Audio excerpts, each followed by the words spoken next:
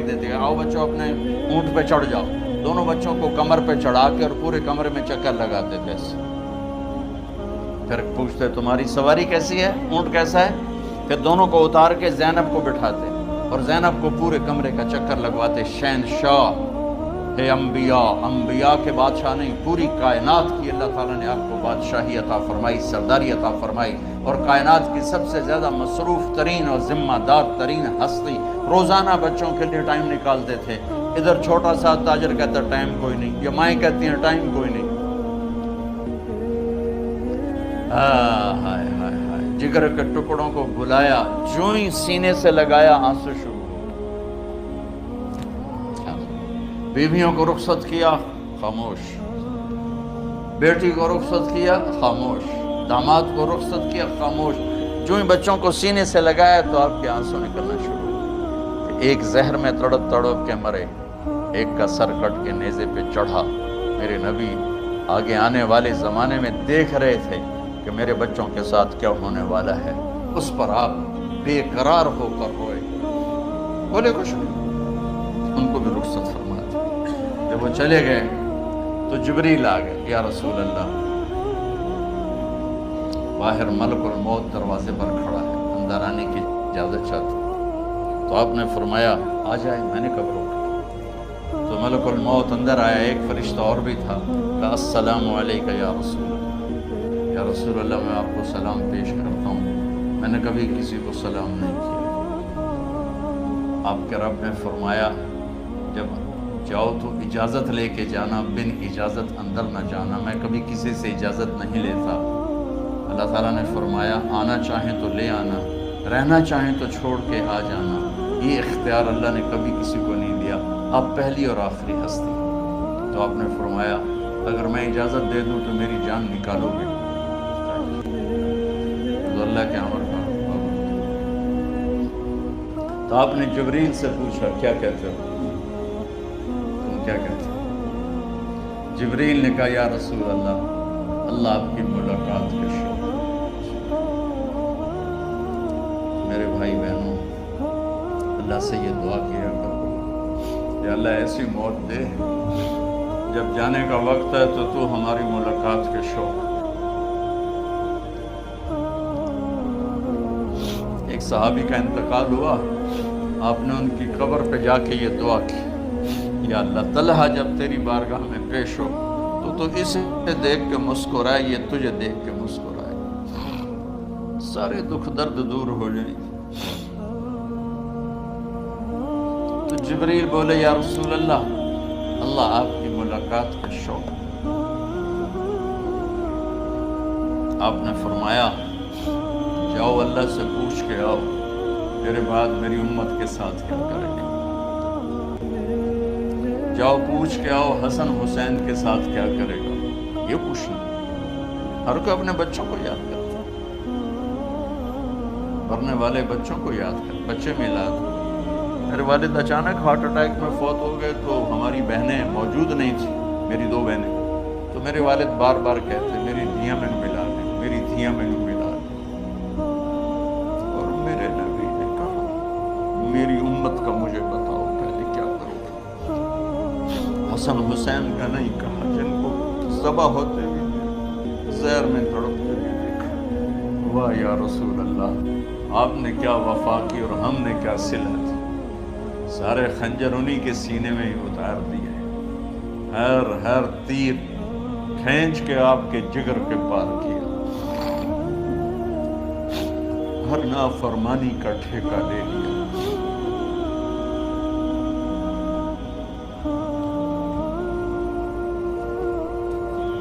آؤ پوچھ کے آؤ میرے بعد میری امت کا کیا کرے گا. تو جبریل جا کر پیغام لائے کہ اللہ تعالیٰ فرما رہے ہیں ہم آپ کی امت کو تنہا نہیں چھوڑیں گے. میرے رب کی عزت کی قسم، خواتین و حضرات، میرے رب کی عزت کی قسم، میرے نبی یہ بات نہ اٹھاتے کوئی ہم میں خنزیر بنتا، کوئی بندر ہو جاتا، کوئی کتا ہو جاتا، کوئی سانپ بچھو بن جاتا. اللہ کی ہم سے کیا رشتہ داری.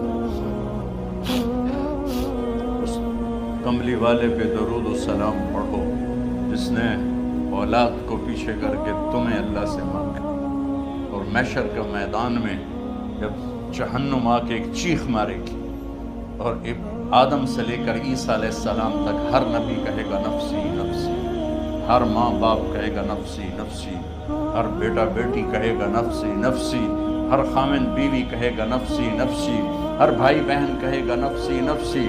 حضرت ابراہیم کہیں گے یا اللہ کسی کا سوال نہیں کرتا، میری جان بچ۔ عیسیٰ علیہ السلام کہیں گے یا اللہ میں اپنی ماں مریم کا بھی سوال نہیں کرتا، میری جان بس نفسی نفسی کے ہنگامے میں ایک آواز آئے گی امتی امتی۔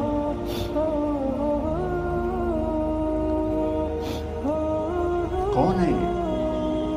ساری دنیا نفسی نفسی کہہ رہی، یہ کون ہے امتی امتی کہنے والا؟ آواز کے تعاقب میں جب نظریں جائیں گی تو اپنے نبی کو دیکھ لینا، تڑپتے ہوئے بدن کے ساتھ، کانپتے ہوئے ہاتھوں کے ساتھ، اور پھیلی ہوئی جھولی کے ساتھ، اور بہتے ہوئے آنسوؤں کے ساتھ صرف ایک ہستی ہو، صلی اللہ علیہ یا رسول اللہ، صرف ایک ہستی ہوگی جو کہیں گے یا اللہ میری امت، یا اللہ میری امت، یا اللہ۔ کون سی امت؟ جس نے ہر بڑے سے بڑے گناہ کے اڈے کھول کے زندگی گزاری۔ میرے نبی انہی کو یاد کر رہے ہیں، میری امت میری امت میری امت۔ جب تک اللہ نے یہ نہیں کہا کہ آپ کی امت کے بارے میں راضی کر دوں گا، آپ نے فیصلہ نہیں کیا کہ چلو ملک الموت اللہ کی تقدیر کو پورا کر، اور جاتے ہوئے دو نصیحتیں فرمائیں، وہ بھی بچوں کے لیے نہیں، بیویوں کے لیے نہیں، امت کے لیے۔ الصلاۃ وما ملکت ایمانکم، اے میری امت نماز نہ چھوڑنا، نوکروں سے اچھا سلوک کر، حقوق اللہ نماز، حقوق العباد غریب لوگ، اور فرمایا غریبوں پہ ترس کھانا، اپنے نوکر ملازم غلاموں پہ ترس کھانا، اور نماز نہ چھوڑنا، نماز نہ چھوڑنا، نماز نہ چھوڑنا، نماز آخر الفاظ سے نماز نہ چھوڑنا، نماز نہ چھوڑنا، نماز نہ چھوڑنا۔ اور اب حضرت عائشہ کے سینے پر اس طرح نیم دراز تھے، حضرت عائشہ یوں سیدھا بیٹھی ہوئی تھی، اب فرمایا کل مجھے فخر حاصل ہے، مات فی سحری و نحری، میرے نبی نے میری گردن اور سینے کے درمیان اللہ کو جان پیش کی۔ آپ اس طرح نیم دراز تھے تو تھوڑی دیر پہلے عبد الرحمن بن عوف آئے، آپ کے عبد الرحمن بن ابو بکر آئے، آپ کے ہاتھ میں تازہ مسواک تھا، آپ مسواک بہت فرماتے تھے، تو آپ اتنے کمزور ہو چکے تھے کہ بولا نہیں جا رہا تھا، تو آپ کی نظریں مسواک پہ ٹک گئی، دیکھے جا رہے ہیں، مسواک کو دیکھے جا رہے ہیں۔ حضرت عائشہ نے محسوس کیا کہ نظریں مسواک پر ہیں، تو کہا یا رسول اللہ اب مسواک کرنا چاہتے ہیں، تو حضرت عائشہ نے اب بھائی سے لے کر وہ لکڑی اور اپنے منہ میں چبائی، اور آپ کے منہ میں اس طرح کر کے خود چلائی، کہا میں وہ خوش قسمت ہوں جس کا لعاب آخری غذا تھی جو میرے نبی کے منہ میں گیا، وہ حضرت ام عائشہ کا لعاب مبارک تھا۔ اور پھر اس کے بعد اگلا یہ سارا واقعہ ہوا، تو آپ نے کہا الصلاۃ وما ملکت ایمانکم، ایک نماز نہ چھوڑنا، ایک اپنے نوکر نوکرانی غلاموں سے اچھا سلوک کرنا، اور پھر اللہم الرفیق الاعلی، یا اللہ بلا لے۔ جب آپ نے اعلان کیا کہ چلو تقدیر کو پورا کرو، تو جبریل بھی غمگین ہو کر کہنے لگے یا رسول اللہ پھر میرا بھی آج دنیا میں آخری دن ہے، آج کے بعد میں بھی کبھی اس دنیا میں لوٹ کے نہیں آؤں، یعنی وحی کے ساتھ۔ آپ کی آنکھیں بند ہوئی، حضرت عائشہ رضی اللہ عنہ کی چیخ نکلی، تو ساری بیگمات دوڑی دوڑی آئیں، تو آپ کی منزل پوری ہو چکی تھی، تو آپ کو لٹایا گیا اور چادر ڈال دی گئی۔ ابو بکر رضی اللہ عنہ اپنی دوسری بیگم کے پاس گئے تھے، عوالی، 3-4 میل پتہ چلا، تو وہاں سے گھوڑے پر وہ دوڑتے ہوئے آئے اور آ کر آپ کے ماتھے سے چہرے سے کپڑا ہٹایا اور آپ کے ماتھے پر بوسہ لیا، تو آپ کے آنسو ماتھے پر گرے، کوا و نبیا و خلیلا و صفیہ، آئے میرا نبی، ہائے میرا دوست، ہائے میرا خلیل، ہائے میرا جگر، کہ یا رسول اللہ آج کے بعد آپ کوئی دکھ نہیں دیکھی۔ جب آپ درد سے بے قرار تھے، اور بی بی فاطمہ رضی اللہ عنہا ساتھ بیٹھی تھی، تو آپ کی بیقراری کو دیکھ کر وہ رونے لگی کہ ہائے میرے ابا کا درد، ہائے میرے ابا کا درد۔ تو میرے نبی نے کہا ما علی ابی کی کرب بعد اليوم، بیٹی آج تیرے باپ کے دکھ کا آخری دن ہے، آج کے بعد کوئی دکھ نہیں دیکھیں گے۔ تو صدیق نے کہا آپ آج کے بعد کوئی دکھ نہیں دیکھیں گے۔ اب تشریف لے گئے مسجد میں، تو کوہرام مچا ہوا تھا، کچھ گمسم تھے، اور عمر رضی اللہ عنہ تلوار اٹھائے ہوئے تھے۔ جو کہے گا اللہ کا نبی فوت ہو گیا میں سر اڑا دوں گا، وہ فوت نہیں ہوئے، وہ اللہ کے پاس گئے۔ ایک جنونی کیفیت پیدا ہوتی، وہ واپس آئیں گے، سارے کفار سے جہاد کریں گے۔ تو ابو بکر ممبر پر آئے، کہا عمر بیٹھ جاؤ۔ عمر کہنے لگے نہیں بیٹھتا، انکار نہیں بیٹھتا، وہ تلوار ایسے۔ سبحان اللہ، واہ صدیق ہوا۔ آپ نے ممبر پہ کھڑے ہو کر، کیا سونے سے بھی لکھے جائیں تو کم ہے، قیمت اس سے زیادہ ہے۔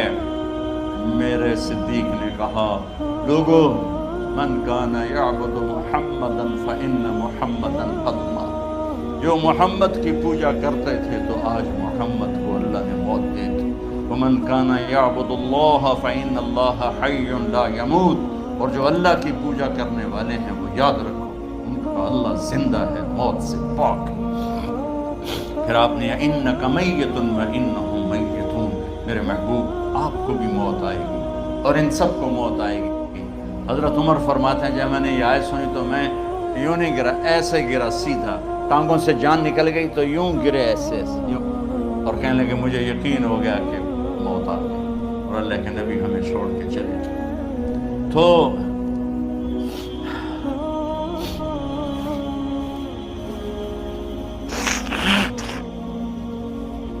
غسل کون دے، کیسے دے؟ اہل بیت نے غسل دینا تھا۔